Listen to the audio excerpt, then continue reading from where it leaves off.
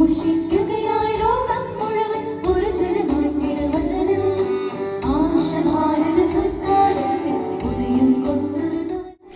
മലബാർ സഭയുടെ 5ാമത് major ആർക്കി episcopal assembly പാലായിൽ നടക്കുന്ന അവസരത്തിൽ ലോകത്തിന്റെ വിവിധ ഭാഗങ്ങളിൽ നിന്ന് വിവിധ ഭാഷകൾ സംസാരിച്ച് എത്തിയവർ സഹോദര സ്നേഹത്തിന്റെ കരുത്തിൽ ഒന്നായി മാറുന്ന കാഴ്ചയ്ക്ക് വേദിയൊരുക്കി പാലാരൂപതയുടെ ഗായക സംഘം.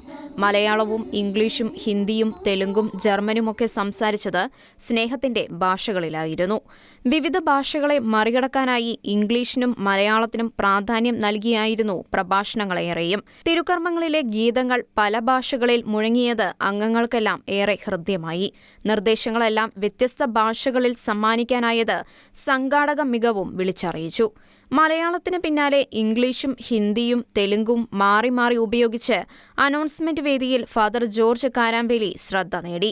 മേലുകാവും മറ്റും സെന്റ് തോമസ് പള്ളി വികാരിയായ ഫാദർ ജോർജ് കാരാമ്പേലി രാജ്യത്തെ വിവിധ സംസ്ഥാനങ്ങളിലെ സേവനത്തിലൂടെയാണ് വ്യത്യസ്ത ഭാഷകളിൽ പ്രാവീണ്യം നേടിയത്.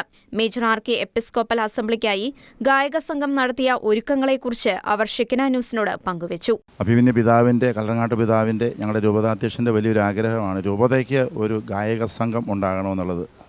പ്രത്യേകിച്ചും ദേവാലയ സംഗീതമൊക്കെ വളരെ വലിയ മേളങ്ങളിലേക്കും വലിയ ശബ്ദ കോലാഹലങ്ങളിലേക്കും പോയിരിക്കുന്ന ഒരു അവസരത്തിൽ പിതാവിൻ്റെ വലിയൊരു ആഗ്രഹമാണ് വളരെ ശാന്തമായിട്ട് ദൈവജനത്തെ മുഴുവൻ പ്രാർത്ഥനയിലേക്ക് ഒന്നായിട്ട് കൊണ്ടുവരുന്ന രീതിയിൽ ദേവാലയ സംഗീതം, പ്രത്യേകിച്ച് വിസ്തുർബാനയിലെ ഗാനങ്ങൾ വരണം എന്നുള്ളത് പിതാവിൻ്റെ വലിയ ആഗ്രഹമായിരുന്നു.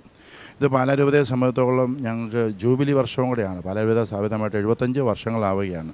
അപ്പോൾ പിതാവിൻ്റെ ആഗ്രഹമാണ് ഈ ജൂബിലി വർഷത്തിൽ തന്നെ നല്ല ഒരു കൊയർ ഗായക സംഘം ഉണ്ടാകുന്നുള്ളത്.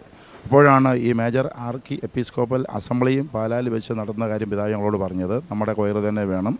അങ്ങനെയാണ് ഈ കൊയർ ഉണ്ടായത്. ഞങ്ങളൊരു 30 പേരോളം വരും മൊത്തത്തിൽ അങ്ങനെ പറയുമ്പോൾ.